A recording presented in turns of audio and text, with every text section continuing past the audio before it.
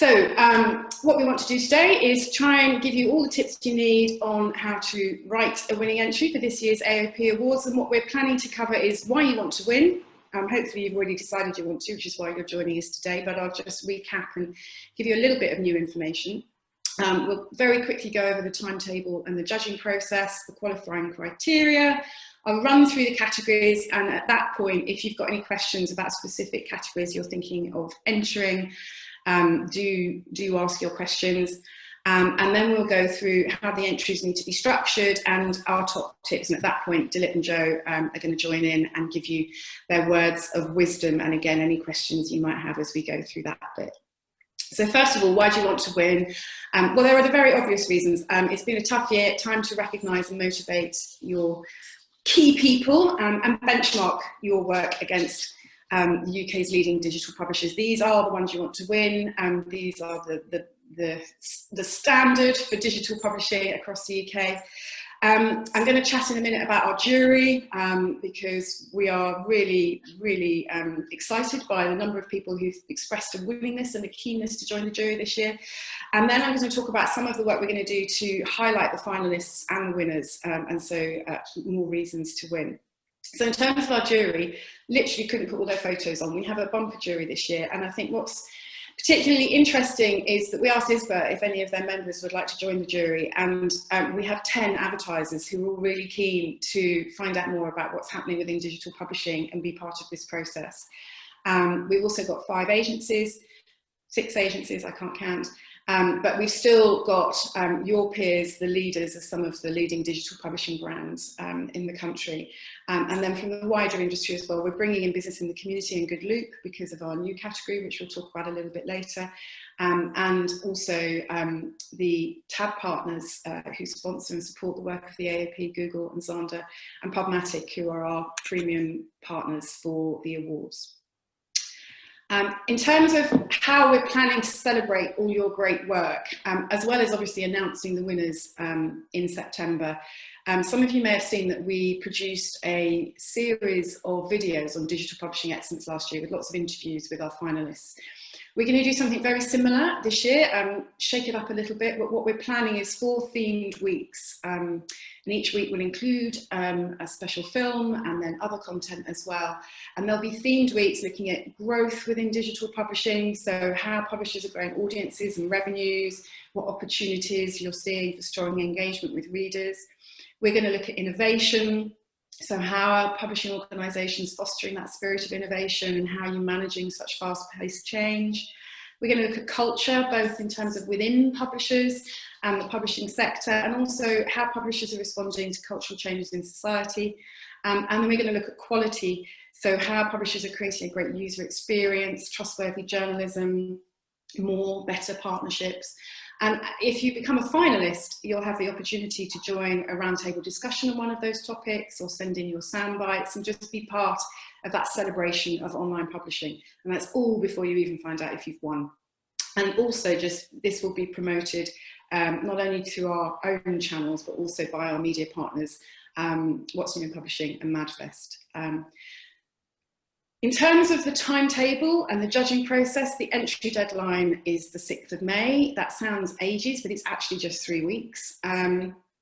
We then go into a shortlist judging process. So this is carried out online, and we allocate specific categories to each judge, and they read the entries and score them, and then we take those scores to create our shortlist, and that's going to be announced on the 10th of June. That week, when we're going to be gathering all your thoughts in roundtables, etc., for our celebration of online publishing, will be week beginning the 21st of June, and then we'll be announcing the winners on the 16th of September with an award ceremony, currently planned virtually, but watch this space, we'll see what we can do. In terms of qualifying criteria, I've run lots of awards, and this is the simplest qualifying criteria I've ever seen. Basically, we're looking for work that's been implemented between the 1st of January 2020 and the 31st of January 2021. So even when you're talking about individuals and teams, the work you're going to use to suggest how brilliant they are needs to have been done between those dates. I had a couple of questions on whether this was only for UK publishers, and it's not. If you have stories that are international, or if you have brands that are international, we are just as excited to hear from you. So in terms of the categories, and here, if you do want to ask questions, pop them on the chat. I hope I can see the chat while I'm looking at my slides, but if not, then Rose will let me know. So in terms of the individual categories, Rising Star, we have this year really clarified what we mean by a Rising Star. So what we're looking for is somebody with no more than 3 years experience working within digital publishing. But they can be across any of the disciplines, any of the teams that are involved in making your publishing brand great. So they might be on the editorial side, the commercial side, the product side, might be in an admin role. We're just looking to see the young talent within the industry. Salesperson of the Year, pretty straightforward, I would hope. The difference between Journalist of the Year and Editor of the Year. For the Journalist of the Year, when you read the criteria, we're looking for the journalism. So we're looking for great stories, for understanding how to use digital to really engage the readers in that story, or several stories, all of their work over the year. The Editor of the Year category is more about the vision, the management. I'm going to come back to whether it's about building a great team, and having that broader view of how the editorial content is working for the brand.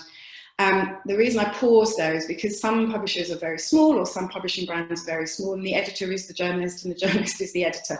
And you could, in that case, enter them in either category, but one would be very much about the content that's being created, and the other one would be more about that vision and the audience development vision and engaging the audience and understanding the commercial impact of what you're doing. So I hope that clarifies. The Local Hero Award is actually free to enter, and that's specifically for journalists working on regional press. So I hope that's all clear. Any questions from anyone, Rose, that I can't see? Nope. No, not yet. Thank you. Group categories, again, I think these are pretty straightforward. So AdOps team, audience development team, sales team, product development team, and then we do split the editorial teams into B2B and consumer. In terms of digital publishing excellence, this is where sometimes it can be a little bit more complicated and confusing. So I've made a few notes. Looking at innovation, the digital publishing innovation, there we're looking for, it might be a completely new launch. It might be the launch of a new product for a particular brand. It might be using a new technology to run your business better, or to create a better reader experience or a better advertising experience. So it's quite a broad spectrum. It differs slightly, but that I can see that somebody might be able to enter both innovation and diversification of commercial strategy. In diversification of commercial strategy, obviously it's commercial, so it's looking at subs, membership, events, e-commerce, how as a brand you're building a broader revenue base. The new category this year is Best Publisher-Led Social Good Initiative or Campaign. The key here is publisher-led. So it's not an advertiser brand coming to you with a campaign that they want to run in your title. It is you as a publisher seeing an issue that you can take up the baton for, or a campaign that you can run. And you may well have then brought a commercial partner in to support that. You may be working with a not-for-profit to give it more credibility. But that's what we're looking for within that category. And the key as well is that it should be engaging with your audience, which suggests that it's likely to have, be editorially led. I think the rest are pretty straightforward. Creative solutions-led content marketing campaign, that is where you're working with a brand, and that is about delivering the advertiser benefit. Best use of audio, so that's slightly tweaked from last year when we had best podcast strategy. And this is to reflect the fact that we've seen that publishers are doing more with audio than podcasts.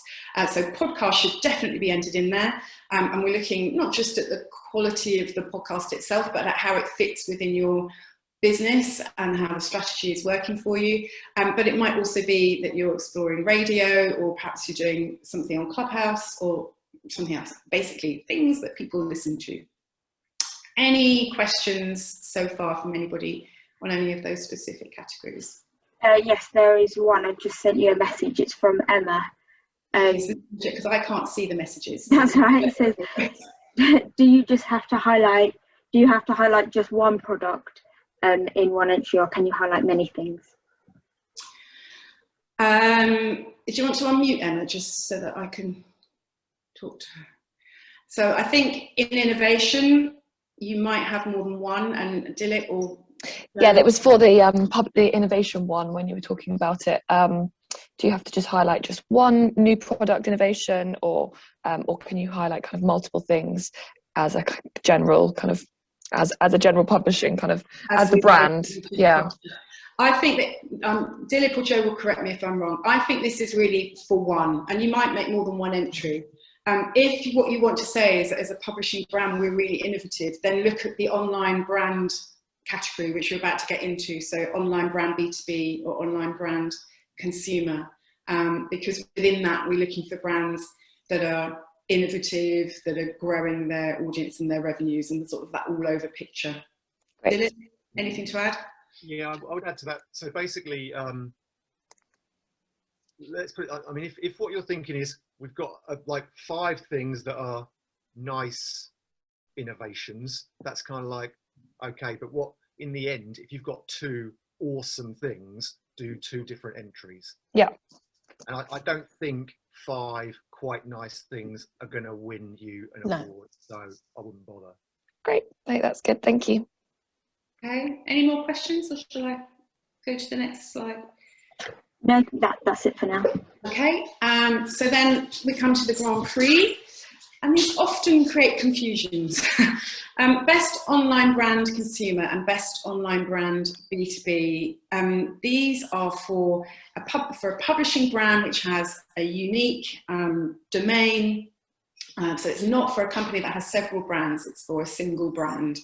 And I think what you were just saying, you know, would make a good entry there, because we're looking for a brand that's thinking innovatively, that's worked hard over the past year and has seen success in engaging audiences, growing revenues, etc.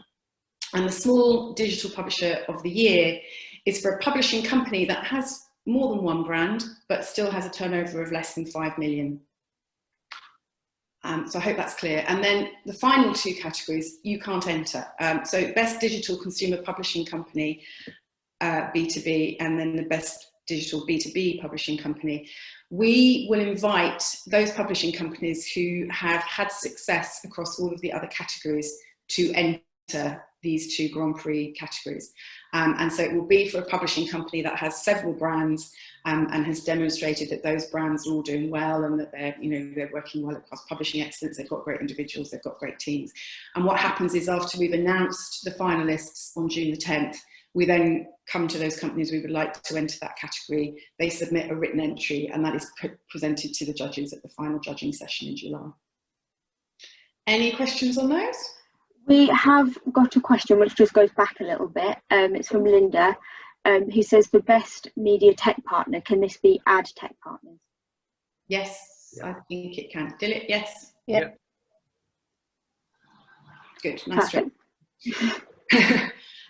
So in terms of structuring your entry, we give you a lot of help with this. So with the exceptions at the bottom, which I'll come back to, for all of the entries, you will be asked to provide an elevator pitch, and this should just launch in and grab the judge's attention. This is why you're making the entry and why you think you should win.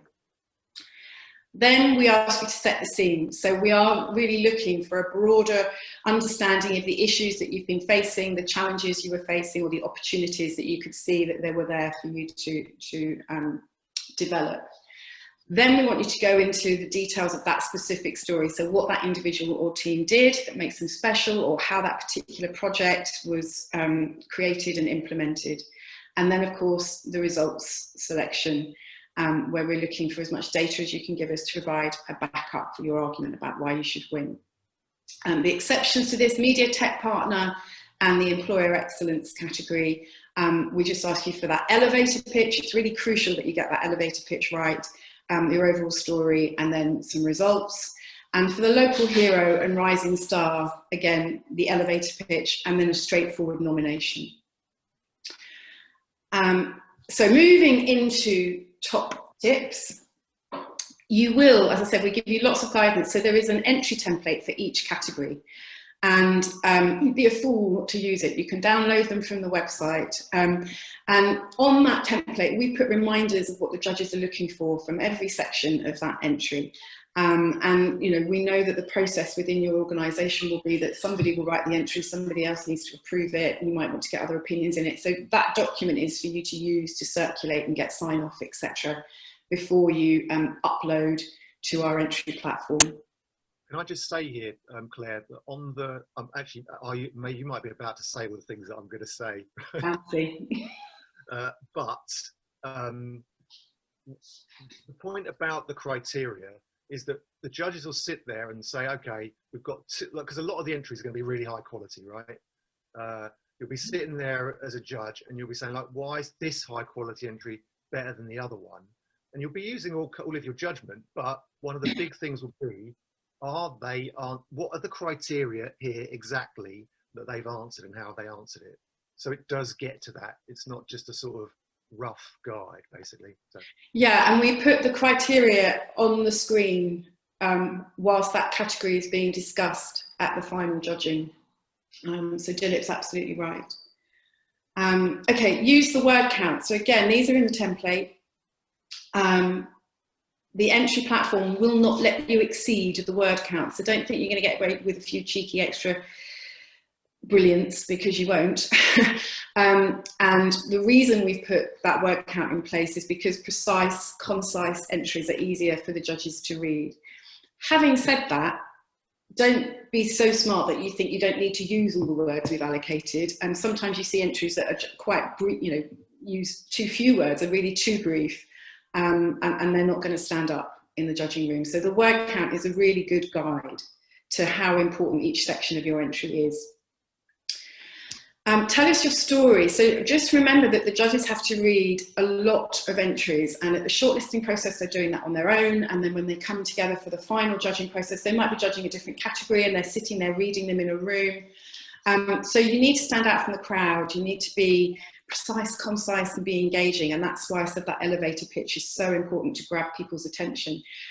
But think of your entry as a piece of content in itself. If you just list facts or achievements, it just doesn't engage with the audience, with the judges, as much as a well-told story.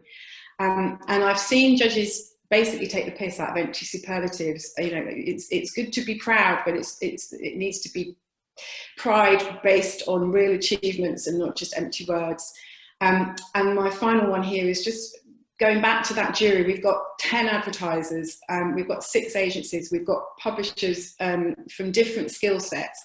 So don't overuse jargon, and you don't use jargon when you're telling a story well. So those are my tips for there. Claire, can I just point one thing out as well? So what we tend to find is in a lot of entries, when they're setting the scene or they're trying to tell the story, they tell a little bit of a sob story. So it's really tough market, we've got hardly anyone in the team, we've had a restructure, our budgets have been cut. So by all means set the context, but just try to avoid telling a sob story that everyone else is going to be telling. And I'm thinking particularly of COVID here, and probably the wrong use of words, but I'm expecting every entry to go, COVID made it a really difficult time, you know, and we all know that. So if you're going to write that in context, keep it brief and to the point, because we'll be reading 30 that will all say COVID made the market really difficult. So it's like, if you need to say it, but I would be quite measured in that. Really, really good tip. I'd say that in the how to judge what you need to say in that section is the quality of entries that we see is like I've said it once, I'm probably going to say it again, sorry, but the quality is high, and there's usually, you see kind of 2 ways that elevator pitch in the first section out is usually for a winning entry, that is, right?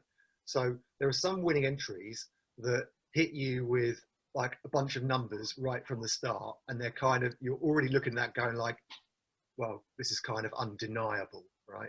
It's kind of, let's say if it is one of those ones that's a bit more of a quantifiable challenge. But then there are the other ones that take that approach of involving you and setting the scene. And if they get, so if you're going to involve people now and set the scene and create a bit of drama by not dropping everything into the first piece, what you do there is tell us what specific challenges you faced rather than the fact that everyone's facing a COVID challenge. Did that do something particular to your organisation that was different to other organisations, that was interesting, and did you have to adapt in certain ways? But then there's also the other part, which is like, just what is the challenge generally? So how do you pick yourself out, stand out from the crowd in that? It's really about actually thinking of this as a piece of journalism, and because people get grabbed by it. Basically, some of these things, you're sitting there going like, I actually really want to see what's going on here now. I'm grabbed by it. This has got me. So try and think a little bit about that, of how you can do that. Yeah, I think you can be quite brutal in what to take out and what to put in, would be another suggestion. Is that what is everyone else going to say, and how is mine going to be different? Really good tip. So let's talk about results. First of all, we do publish our winning case studies, but you get the opportunity to provide us with a different version. So do put in as many results as you can. But again, tell the story around that data, a list of data, not necessarily most engaging, particularly if you're talking to people who are less completely up to date with the way your particular part of the business might work. So tell the story around the data, use testimonials, use narrative impact. And a really key thing is ensure that the results and the KPIs relate to the objectives that you set yourself at the start of the entry. If you wanted to engage your readers more, then a growth in readership might be great, but we want to see some engagement results, for example. And I'd like to hear the judges talk about this a bit, but real numbers, not percentages, is something that I hear judges say quite a lot. I think percentages can be really impressive, but judges really see through them. Have you got any comments on that, Jo? Yeah, I mean, the big guys don't always win. It's equal. So if you're not a huge publisher and your numbers aren't massive, it doesn't make any difference whatsoever. Often the most impressive entries we've seen are from smaller B2B publishers, because the story is really engaging and the numbers are impressive on their own. They don't have to be big numbers. So you can really get swayed by thinking your percentages are great, but you'd rather put percentages in because your numbers might not be as big as your competitors. It really doesn't matter. And we need to see the actual facts, because people are very astute on the judging panel, and if you've had a percentage rise of 80%, and they want to know what the beginning and the end result was. So it is really important, and also it means it's more specific, so you're not skirting around an issue or trying to hide anything. You're very specific about the achievements that you're proud of. So I wouldn't shy away from putting your actual numbers in, because it makes all the difference. Have you got anything to add to it? Yeah, I mean, so that point earlier about try not to use jargon, and because not everyone will know exactly what you're talking about. But the opposite is also true. There's going to be someone in the room that really knows exactly what you're talking about and will understand that. They don't need to see the jargon, but they will be totally on it about the results and how credible they are, and they'll have comparative knowledge. So they'll be like, yeah, I know about that, and I've seen in that space that this publication did that, and so therefore, as clear as you can be with the numbers. Yes, actual numbers. Of course, percentages are important, but in isolation, they don't mean a lot. And then at the end of the day, don't be afraid, as Joe's saying, of being small. Plenty of small publishers have beaten larger publishers by showing by honestly showing the challenge and making it clear what it was and how it was overcome. And people in the room are able to get past the size thing. Scale's interesting and important sometimes, not to say it isn't, but it's not going to preclude you as a smaller publisher. And sometimes when it is, then there's a separate category to allow that definition. So don't be afraid of showing the numbers. And judges are human, and they love a great story. So if it's a smaller publisher or a B2B publisher of a brand that no one is particularly aware of, but it's a really good result, then people really get behind it. More so than big conglomerates who think, but they've got a huge team, they're bound to do really well. When you isolate one particular story for perhaps a smaller publication or a smaller story in context, then it can be really powerful. Though when you look at the winners from last year, there is a real mix. So, you know, the big companies win as well as the small. Any questions so far, Rose, that we're missing? No. We've had one which is about a small publisher. Sorry, so it's going back a little bit from Andy.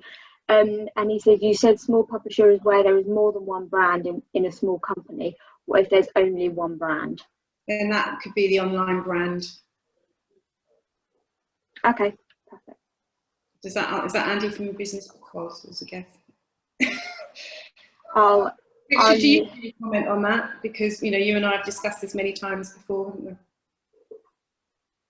Yeah, thanks, Claire. Yes, it was Andy from Business, because I just picked up on, you said a small publisher who has more than one brand, and that was a distinction that I hadn't.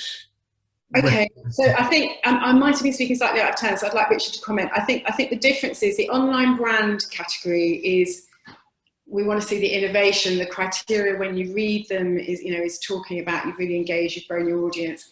The publishing company is a little bit more about how you've run it as a business, but I think we would tend to see more than one brand in a small digital publishing company of the year. Richard, please help me out here. No, I think I don't think you need any help. I think you've pretty much said everything that is relevant there. I think what we have when we first introduced these categories a few years back, we did have some confusion where people were relatively small publishers, but as Claire suggests, had more than one brand, and would be entering both the online brand and also the small publisher.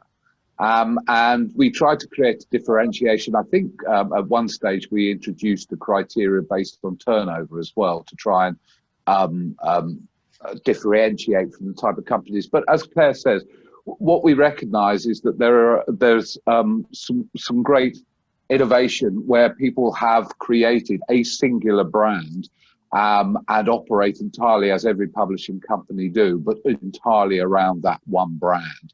But in other instances, there are very small publishing organisations that have more than one brand, and as such want to be considered for their collective proposition.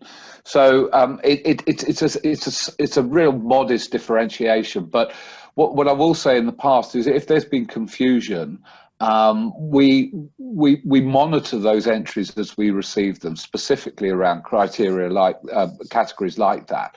And if we feel that an entry would be better served in another category, then we've been very proactive about contacting you and saying that, look, in this instance, you have an online brand, but that is very strong and is predominantly your business proposition. But we've noticed you also have other brands within there, and this may be better applied within the small publisher category. And alternatively, we've identified people who've gone in at small publisher category where they clearly are just a singular brand, and we've suggested it may be better served the other way around. So that's really all I can add to what Claire said. Does that help, Andy? Yeah. No. The honest answer is not really. So I'm a small company. We've got a single platform, a single brand. So I'm a small publisher with a single brand. Which category should I enter? They have slightly different criteria. So if you read the criteria, okay, you'll be able to choose, I think is what I would say. I would encourage you to enter both. No, but I genuinely would, not because I'm after your money, but genuinely I would, and to place some trust in the fact that when we receive those entries, it may be that we would make that suggestion to you that in this instance. But yeah, in your case, Andy, you are a publishing company, and if you feel that you want to go up against other publishing companies that may have multiple brands within that small business within the small publishing category, I would encourage you to do that if you feel that you could take them on. But equally, we have situations where people have developed a singular brand, operate as a publishing company, but that brand is relatively young, and in that respect, one of the best ways to raise visibility in something like an awards event would be to draw singular attention to that brand itself. Gotcha. Okay. All right. Thank you. Thanks, Andy. So then we just wanted, well, this is my final tip before we get on to supporting materials, and it's start early. We know that you're going to need sign off, and I can't tell you how many people at the deadline are going, oh, I haven't quite got sign off, particularly on that content-led one where you need to get client sign off. So don't leave it till the last minute, please. And then I wanted to talk about supporting materials. So you'll all be asked to provide us with your company logo, and where you're entering an individual or team. We like photos, but then you have the opportunity to submit no more than 3 supporting documents. So this might be your testimonials, it might be a screenshot of the feature or of your social activity, it might be video files. What it shouldn't be, and I'm going to let the judges rant about this in a minute, is PowerPoint presentations, pages of multi-page PDFs, anything that's just really too long. Jo, do you want to start us off on how judges use the supporting materials? Yes. So, for example, we would have, say, 15 shortlisted publications or entries to go through per category. So we will make sure that your entry is the first port of call. That is the most important bit. So if you leave something out that's really important criteria within the entry and put it in your supporting material, then there's a danger that that will be missed, particularly if your supporting material is more irrelevant than relevant and is your sales collateral or a 24-page document about the brand, because we don't have time to look at 24 pages 3 times per entry. So it is really key to remember that the judges have got an awful lot of entries to go through. They do take it really seriously, but we will be selective.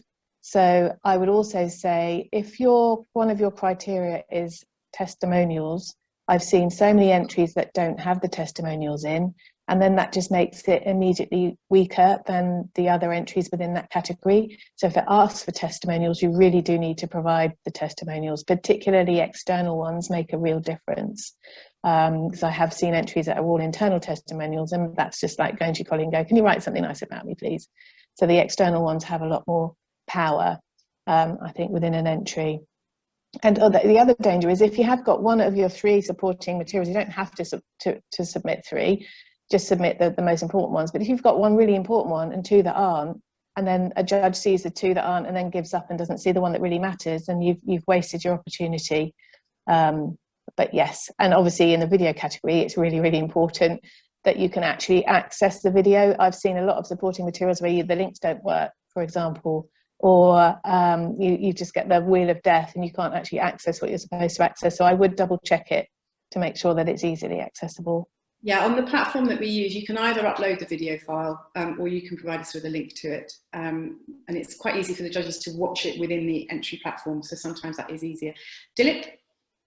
Yeah, obviously echoing what Jo would say there, but I think that the test as you're writing this is to say, okay,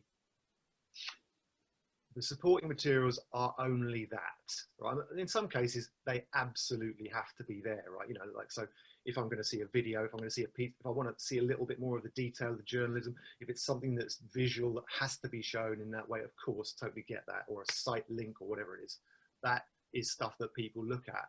But when the supporting material is about, well, this was some stuff that I couldn't quite fit into the entry, then that's not really where you need to be. So we have seen things where in the data category, all the data analysis was in the supporting materials. Now, I'm not saying that any of you would do that, but it's just an obvious mistake that leads you to the conclusion that says, okay, have I been able to get all the information I need to into the admittedly short space that is allowed for the entry in each section of the entry? That's the key thing. So that's where the power of your story is. And then everything else is the stuff that needs to be added to that because it cannot be included in the entry, basically. Yeah. Any questions on what we've said so far? Anything coming through, Rose? No, not on the supporting materials, no. Okay. Oh, I think we're at the end. So I'm going to stop sharing so that we can see everybody's faces.